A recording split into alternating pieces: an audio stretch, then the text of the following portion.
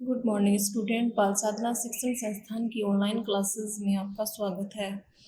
कल वाले वीडियो में अपन ने डी ब्लॉक जो एलिमेंट है उसको कंप्लीट किया था, यानी आपके सिलेबस के अकॉर्डिंग 3D सीरीज की जो भी प्रॉपर्टी दी हुई थी वो अपन ने डिस्कस की थी। लास्ट में अपन डिस्कस कर रहे थे चुंबकीय गुण, जो कि इम्पोर्टेंट है। यानी चुंबकीय गुण में पदार्थ की 3 प्रकार की प्रकृति, प्रतिचुंबकीय, अनुचुंबकीय और लौह चुंबकीय गुण।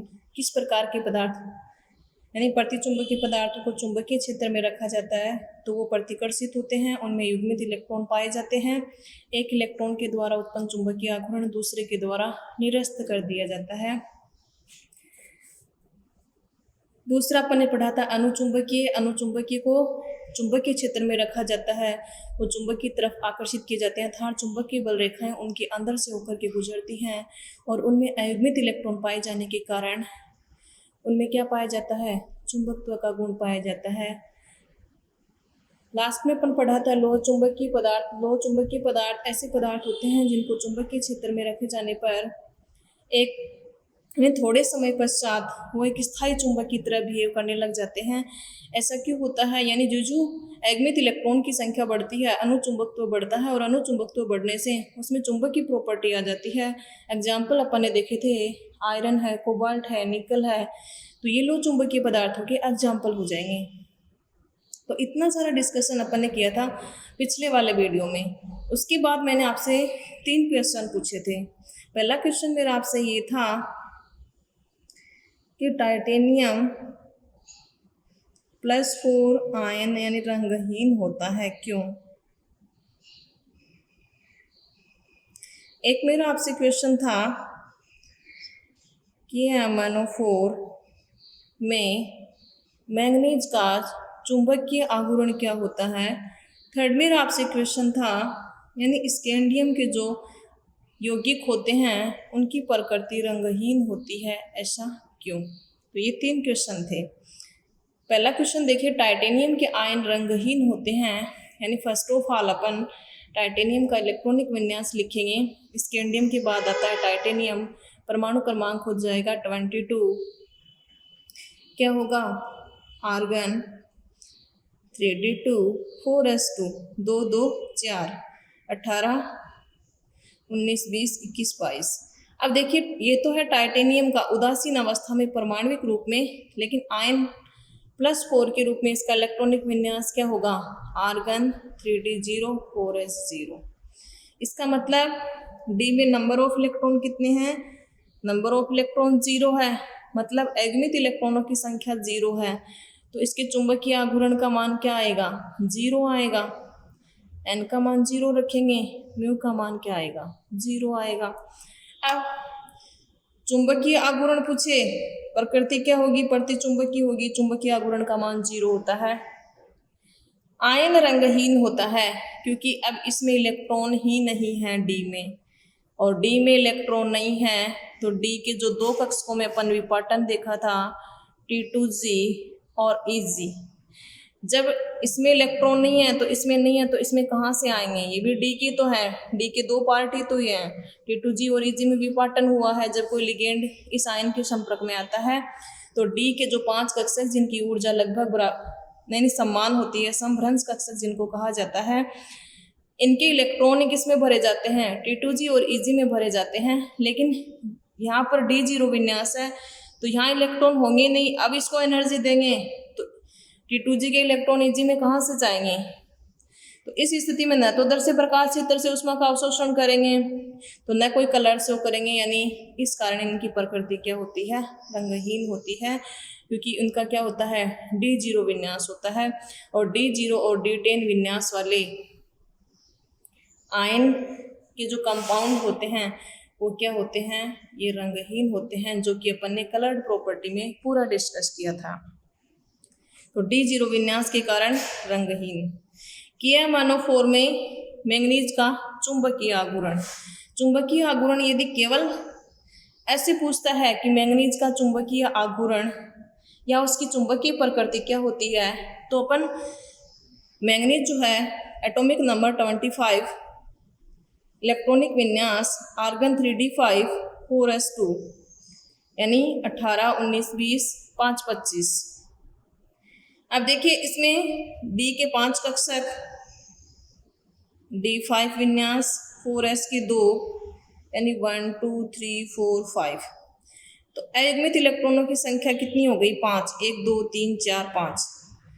अब मैग्नीज का चुंबकीय आघूर्ण ज्ञात कर लेते हैं, यानी इसकी प्रकृति क्या होगी? अनुचुंबकीय होगी। और चुंबकीय आघूर्ण का मान क्या आएगा वो अपन कैलकुलेट कर लेते हैं इस वाले फॉर्मूले से। लेकिन यहाँ क्या दिया हुआ है? KMnO4 में मैग्नीज का चुंबकीय आघूर्ण दिया हुआ है। तो KMnO4 में अपन क्या ज्ञात करेंगे कि मैग्नीज जो है वो कौन सी ऑक्सीकरण अवस्था में है। यानी सीधा यदि मैग्नीज दिया हुआ है तो अपन ऐसे निकालेंगे चुंबकीय आघूर्ण का मान, लेकिन आयन के रूप में दिया हुआ है तो 2 इलेक्ट्रॉन कम करेंगे फिर चुंबकीय आघूर्ण का मान निकालेंगे।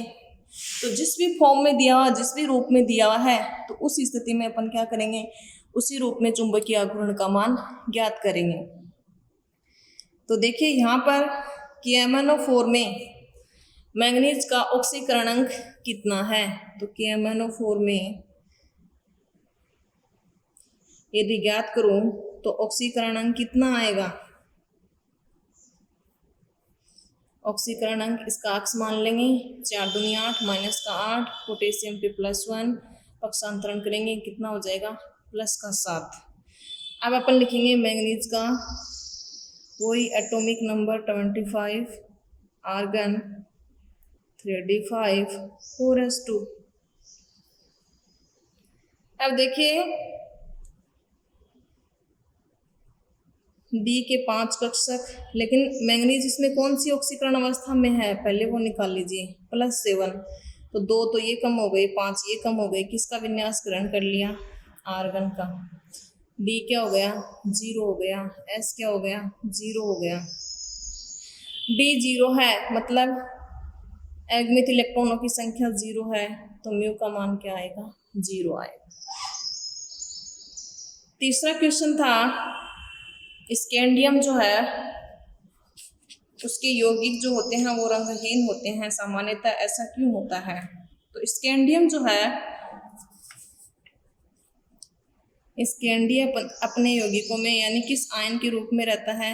स्कैंडियम +3, यानी ये इसका स्थायी ऑक्सीकरणांक होता है +3, क्योंकि 3 इलेक्ट्रॉन त्यागने के पश्चात किसका विन्यास ग्रहण कर लेता है? ये अक्रिय गैस विन्यास ग्रहण कर लेता है, यानी स्कैंडियम आर्गन 3d1, 4s2।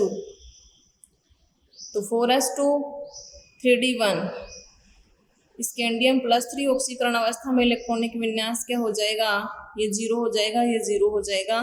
तो यानी ये इनर्ट गैस कॉन्फ़िगरेशन जो है वो एक्सेप्ट कर लेता है, इस कारण इसकी स्टेबिलिटी होती है वो बढ़ जाती है। इस कारण +3 ऑक्सीकरणांक जो होता है वो ज़्यादा स्थायी होता है। और मैंने बताया था स्कैंडियम और जिंक जो होते हैं वो केवल एक ऑक्सीकरणांक प्रदर्शित करते हैं स्थायी विन्यास के कारण, बाकी के जो होते हैं वो एक से अधिक प्रकार के ऑक्सीकरणांक प्रदर्शित करते हैं। जिंक +2 प्रदर्शित करता है और स्कैंडियम केवल +3 ऑक्सीकरणांक प्रदर्शित करता है। तो इस अवस्था में D में इलेक्ट्रॉन क्या हो गए? 0। विन्यास कौन सा हो गया? D0 विन्यास। तो इसके यौगिक भी क्या होंगे? रंगहीन होंगे। तो ये हो जाएंगे इन क्वेश्चनों के आंसर।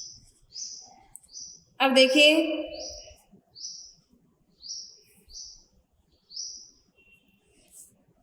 ए ब्लॉक एलिमेंट,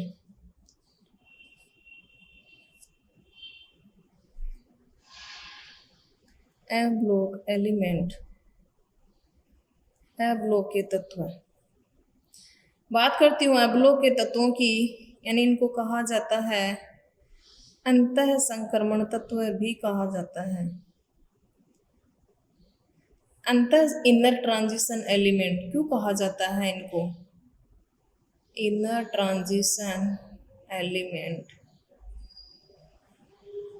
अंतर संक्रमण तत्व भी कहा जाता है। क्यों कहा जाता है? क्योंकि ये संक्रमण तत्वों के बीच में आते हैं। कहाँ पर आते हैं? अपन ने D ब्लॉक पढ़ा है, 3D सीरीज पढ़ी है, 4D पढ़ी है, 5D पढ़ी है और 6D पढ़ी है। 3D और 4D में तो आते नहीं हैं, 5D सीरीज में आते हैं लेंथिनम के पश्चात, जिसका 57 होता है। 6D सीरीज एक्टिनम 89 89 के बाद आते हैं। फिर यहाँ से हैफनियम से स्टार्ट होता है, फिर यहाँ 104, परमाणु क्रमांक वाले से स्टार्ट होता है, तो रदरफोर्डियम से। तो यहाँ बीच के जो 14 एलिमेंट हैं वो किसके आते हैं, वो एफ ब्लॉक के आते हैं, 5D सीरीज में और 6D सीरीज के इनके बीच में आते हैं। कौन से ग्रुप में आते हैं, 3rd B में आते हैं। इसी कारण आवर्त सारणी का सबसे बड़ा वर्ग कौन सा है, 3rd B है। क्यों है, क्योंकि इसमें 28 एलिमेंट किसके आ जाते हैं, एफ ब्लॉक के आ जाते हैं, और 4 वो हो जाएंगे, टोटल कितने हो गए, 32 हो गए। आवर्त की बात करूं कि एफ ब्लॉक के तत्व आवर्त सारणी में कौन से आवर्त में आते हैं, तो ये आते हैं 6ठे और 7वें आवर्त में आते हैं। 7वां आवर्त अपूर्ण आवर्त है। इनर यानी अंतर संक्रमण तत्व संक्रमण तत्वों के बीच में आ जाने के कारण इनको क्या कहा जाता है, अंतर संक्रमण तत्व भी कहा जाता है। इनको रेयर अर्थ एलिमेंट भी कहा जाता है, रेयर अर्थ एलिमेंट, दुर्लभ मर्दा तत्व। दुर्लभ मर्दा तत्व क्यों कहा जाता है, यानी दुर्लभ मर्दा तत्व इसलिए कहा जाता है क्योंकि इन तत्वों को दुर्लभ खनिज जिनके की ऑक्साइड मर्दा से प्राप्त किए गए हैं, मर्दा से प्राप्त किए जाने के कारण, दुर्लभ खनिज के रूप में मर्दा से प्राप्त किए जाने के कारण इन तत्वों को क्या नाम दे दिया गया, दुर्लभ मर्दा तत्व नाम दे दिया गया। तो ये 3 नाम हो गए, यानी एफ ब्लॉक तत्वों को 2 नाम हो गए, अंतर संक्रमण तत्व संक्रमण तत्वों के बीच में आने के कारण, दुर्लभ मर्दा तत्व यानी दुर्लभ खनिजों के रूप में मर्दा में ये ऑक्साइडों के रूप में पाए जाते हैं, तो इनको कारण इनको दुर्लभ मर्दा तत्व नाम दे दिया गया। अब मैं बात करती हूँ, यानी अंतर संक्रमण तत्व जो हैं इसकी 2 श्रेणियां हैं। अंतर संक्रमण तत्वों की 2 श्रेणियां हैं। पहली श्रेणी है लेंथेनॉइड श्रेणी, या उसको लेंथेनम भी कहा जाता है या लेंथेनोन भी कहा जाता है, लेंथेनम। और दूसरी है लेंथेनॉइड या लेंथेनोन या लेंथेनम कहा जाता है, शॉर्ट में रिप्रेजेंट किया जाता है LN से। दूसरी है एक्टिनाइड सीरीज, एक्टिनाइड श्रेणी। एक्टिनाइड सीरीज, इसको लेंथेनाइड या लेंथेनम क्यों कहा जाता है, क्योंकि लेंथेनम के बाद 14 एलिमेंट जो आते हैं वो किसके आते हैं, लेंथेनाइड सीरीज के आते हैं। इस कारण इसको क्या कहा जाता है, लेंथेनाइड सीरीज कहा जाता है। लेंथेनम के बाद आने के कारण नाम दे दिया गया लेंथेनाइड सीरीज, और एक्टिनम के बाद में आ जाने के कारण इन 14 एलिमेंट को क्या नाम दे दिया गया, एक्टिनाइड सीरीज, यानी 2 श्रेणियों में विभक्त कर दिया गया। और एफ ब्लॉक तत्वों की बात करूं तो इनको मैन जो आधुनिक आवर्त सारणी है, मोजले की आवर्त सारणी, मैन आवर्त सारणी में उसको स्थान नहीं दिया गया है, यानी ये भी इसकी क्या है, कमी है आधुनिक आवर्त सारणी की। एफ ब्लॉक तत्वों को मुख्य आवर्त सारणी में स्थान नहीं दे करके मुख्य आवर्त सारणी के नीचे इसको स्थान दिया गया है एफ ब्लॉक एलिमेंट को। तो 2 सीरीज हो गई, लेंथेनाइड और एक्टिनाइड। लेंथेनाइड में कितने एलिमेंट, 14 एलिमेंट। एक्टिनाइड में कितने, 14 एलिमेंट। टोटल एलिमेंट कितने हो गए, यानी एफ ब्लॉक तत्वों में टोटल नंबर ऑफ एलिमेंट जो हैं वो कितने होते हैं, 28 एलिमेंट होते हैं, 28 तत्व होते हैं। बात करती हूँ लेंथेनाइड, यानी इसको 4F श्रेणी भी कहा जाता है। लेंथेनाइड को कहा जाता है 4F सीरीज या 4F श्रेणी के तत्व। एक्टिनाइड को कहा जाता है 5F सीरीज। ऐसा क्यों कहा जाता है, क्योंकि लेंथेनाइड में इलेक्ट्रॉन जो वो किस में भरे जाते हैं, 4F में भरे जाते हैं, और एक्टिनाइड में किस में भरे जाते हैं, 5F में भरे जाते हैं। इस कारण ये नाम और दे दिए गए इसको। जैसे डी ब्लॉक तत्वों में नाम दिए गए थे ना, 3D series, 4D series, 5D series, इसी तरीके से इनमें इलेक्ट्रॉन जो है वो 4F में भरे जाते हैं, और 5F में भरे जाने के कारण लेंथेनाइड सीरीज को नाम दे दिया गया 4F सीरीज, और एक्टिनाइड सीरीज को नाम दे दिया गया 5F सीरीज। अब बात करते हैं अपन एब्लॉक तत्व कहते किसे हैं, वे तत्व जिनमें अंतिम इलेक्ट्रॉन n-2 f उपकोष में भरे जाते हैं या n-2 f कक्षक में भरे जाते हैं, वो कहलाते हैं एब्लॉक तत्व कहलाते हैं। n यहाँ पर है उसका आवर्त नंबर। तो छठे और सातवें में आते हैं। 6 यहाँ पे रखेंगे तो किस में भरे जाएंगे, 4f में, और 7 रखेंगे तो किस में भरे जाएंगे, 5f में भरे जाएंगे। इसी कारण श्रेणियों को क्या नाम दे दिया गया, 4f सीरीज और 5f सीरीज नाम है वो दे दिए गए। अब मैं बात करती हूँ, यानी टोटल एलिमेंट कितने हैं, 28 हैं। लेंथेनाइड सीरीज कहाँ से स्टार्ट होती है और कौन से तत्व तक खत्म होती है, एक्टिनाइड सीरीज कहाँ से स्टार्ट होती है और कौन से तत्व तक। तो बात करती हूँ लेंथेनाइड की। तो लेंथेनाइड स्टार्ट होती है सीरियम 58 से लुटेशियम 71 तक। बात करती हूँ एक्टिनाइड सीरीज की। एक्टिनाइड सीरीज स्टार्ट होती है थोरियम 90 से लोरेंशियम 103 तक होती है। तो ये 14 यानी टोटल 28 एलिमेंट जो हैं वो एफ ब्लॉक में पाए जाते हैं। अब मैं बात करती हूँ एफ ब्लॉक जो तत्व हैं यानी संक्रमण तत्वों के बीच में आ जाते हैं तो अंतर संक्रमण तत्व कहा जाता है। और बाकी इसके रीजन क्या है, यानी इसका मेन रीजन क्या है, क्या कारण है कि इनको अंतर संक्रमण तत्व कहा जाता है। तो इसके जो कारण है उसमें पहला कारण है, यानी इनको अंतर संक्रमण तत्व कहने का मेन रीजन क्या है। जनरली तो अपन कह देते हैं कि संक्रमण तत्वों के बीच में आते हैं, कौन से ग्रुप में आते हैं, कौन सी पीरियड में आते हैं, तो अंतर संक्रमण तत्व नाम दे दिया गया। लेकिन उसके भी कुछ रीजन थे। क्या रीजन थे कि इनमें n-2 f जो कक्षक है, यानी एफ ब्लॉक के तत्व जो हैं, अभी अपन ने बताया कि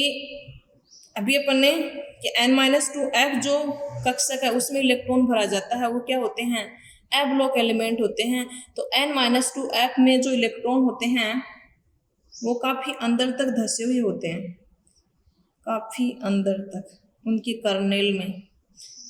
कर्नेल जो होता है वो इंटरनल पार्ट ऑफ एटम होता है, इंटरनल पार्ट ऑफ एटम यानी परमाणु का अंदरूनी हिस्सा, जिसमें वैलेंस सेल को छोड़ दें तो बाकी का जो पार्ट होता है, जैसे न्यूक्लियस है, इनर सेल है, वो बाकी सारे क्या कहलाते हैं, कर्नेल कहलाते हैं। तो ये वर्ड यहाँ पर यूज में लिया गया है कि इनके कर्नेल में n-2 f कक्षक काफी अंदर धसा हुआ होता है। कर्नेल का मतलब होता है internal part of atom. Internal part में कौन आ जाएगा, न्यूक्लियस आ जाएगा, इनर सेल आ जाएंगे, आंतरिक सेल आ जाएंगे, वैलेंस सेल को छोड़ करके, यानी बाह्यतम कोश में नहीं होंगे 4f का इलेक्ट्रॉन। यानी ये एटम है, ये इसका न्यूक्लियस है, ये इसके इनर सेल है, और ये सबसे भारी जो है वो मान लीजिए वैलेंस सेल है। तो 4f के इलेक्ट्रॉन यहाँ नहीं होंगे, 4f के इलेक्ट्रॉन यहाँ अंदर धसे हुए होंगे। तो 4f के इलेक्ट्रॉन जो अंदर धसे हुए होने के कारण इनको अंतर संक्रमण तत्व कहा जाता है।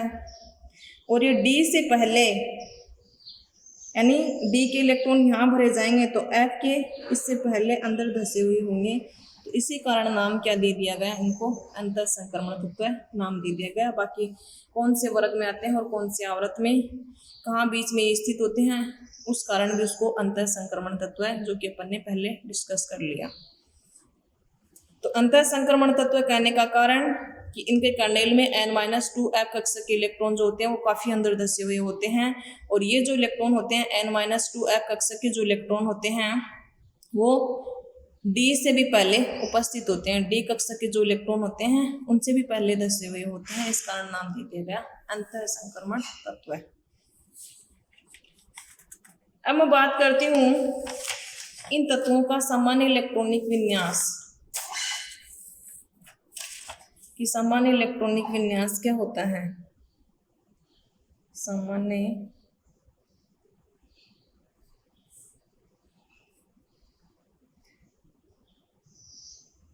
इलेक्ट्रॉनिक कॉन्फ़िगरेशन क्या होगा। तो सीरियम 58 है, सीरियम 58 से जस्ट पहले इनर्ट गैस कौन सी आती है, उसको बड़े वाले ब्रैकेट में लिख देंगे। जीनोन आती है, जीनोन का परमाणु क्रमांक कितना होता है, 54। उसके बाद में आता है 58 सीरियम। जीनोन आएगी बाद में n-2 f 1 से 14 n-1 d 0 से 1 ns2 होता है। यानी बाह्यतम कोश के इलेक्ट्रॉनिक विन्यास की यदि बात करूं या सामान्य इलेक्ट्रॉनिक विन्यास की बात करूं तो इनर्ट गैस n-2,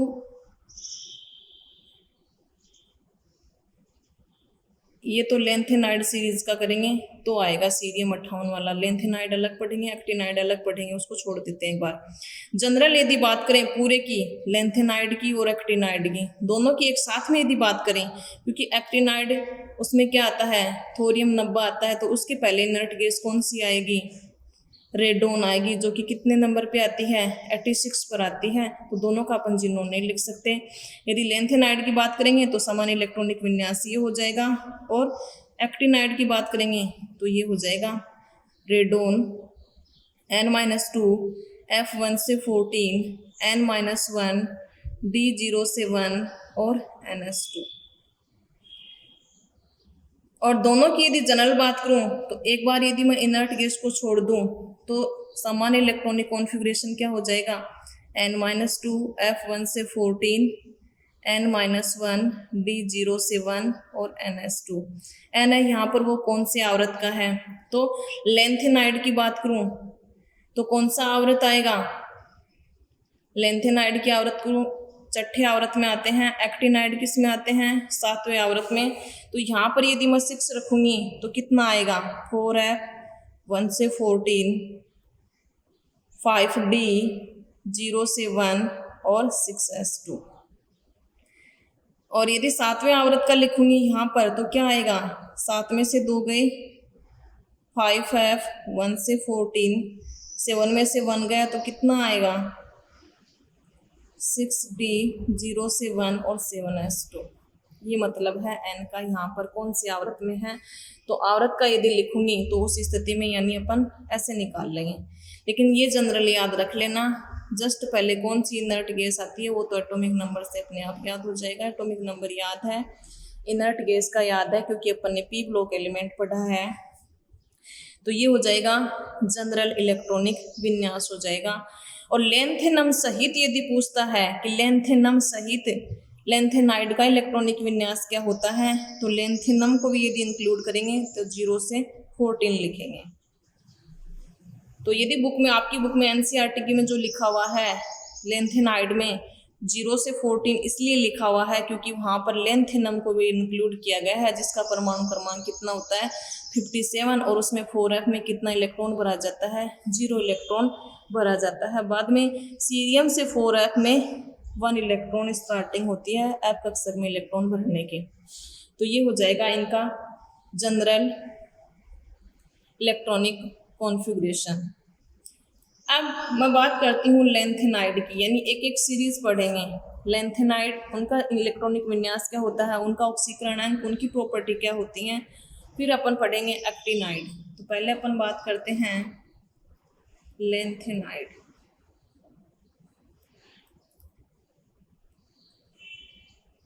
लेंथेनाइड की बात करूँ तो लेंथेनाइड को 4F ब्लॉक के तत्व भी कहा जाता है या 4F श्रेणी के तत्व भी कहा जाता है। कारण इनमें इलेक्ट्रॉन किस में जाता है, 4F में जाता है। संख्या में कितने होते हैं, 14 तत्व होते हैं। कहाँ से स्टार्ट होते हैं, सीरियम 58 से लुटेशियम 71 तक होते हैं। लेंथेनम के बाद में आते हैं, इस कारण नाम क्या दे दिया गया इनको, लेंथेनाइड। इनको भी अंतः संक्रमण तत्व कहा जाता है, दुर्लभ मर्दा धातु कहा जाता है। यानी टेढ़ी मेढ़ी रेखा से पहले क्या है, थर्ड भी तो पहले ही आ जाता है। तो ए ब्लॉक के तत्व जो होते हैं वो सारे के सारे क्या हैं, धातु हैं। तो लेंथेनाइड जो होते हैं उनको दुर्लभ मर्दा तत्व या दुर्लभ मर्दा धातु भी कहा जाता है। कौन से आवृत में आते हैं ये लेंथेनाइड, आते हैं छठे आवृत में आते हैं। एक्टिनाइड कौन से आवृत में आते हैं, 7वें आवृत में आते हैं, 7वें आवृत में आते हैं। अब मैं बात करती हूँ यानी इनका सामान्य इलेक्ट्रॉनिक विन्यास। तो वही सामान्य इलेक्ट्रॉनिक विन्यास लेंथेनाइडो का क्या होगा, लेंथेनाइडो का तो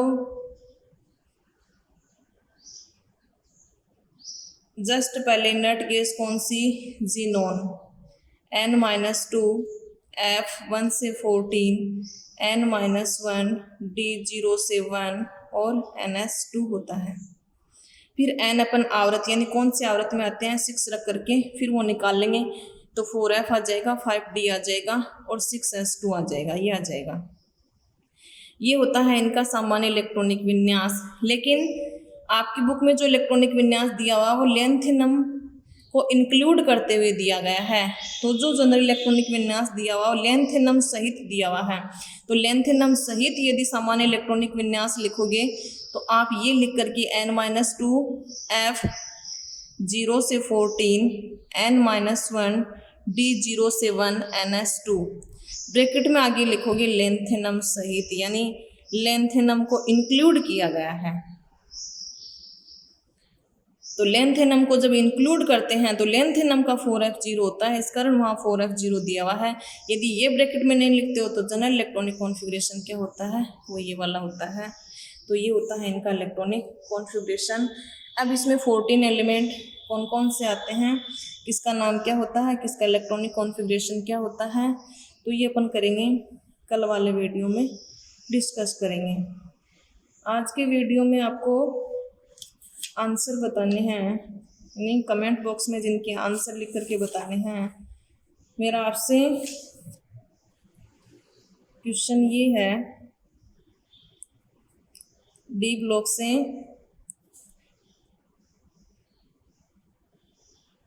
लोह चुंबकीय जो पदार्थ होते हैं उनके एग्जाम्पल आपको बताने हैं। दूसरा, अंतराकाशी यौगिक जो हैं, अंतराकाशी यौगिक के एग्जाम्पल आपको बताने हैं।